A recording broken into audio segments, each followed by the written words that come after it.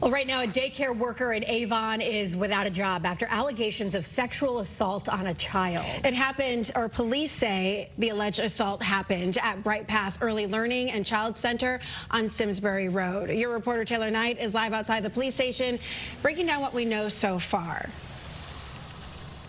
Well, police always say if you see something, say something, and that's exactly what an employee at Bright Path's Early Learning and Child Care Center here in Avon did. According to Avon police, an administrator at Bright Path Avon Early Learning and Child Center reported that a staff member may have had inappropriate contact with a child inside the facility on March 30th.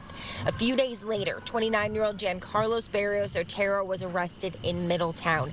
He worked at Bright Path, but the facility says he no longer is employed by the daycare. Avon police say they're now working with the daycare to notify any families who may have been impacted. Barrios Otero is now facing charges of sexual assault and risk of injury to a child. He's being held on a $250,000 bond.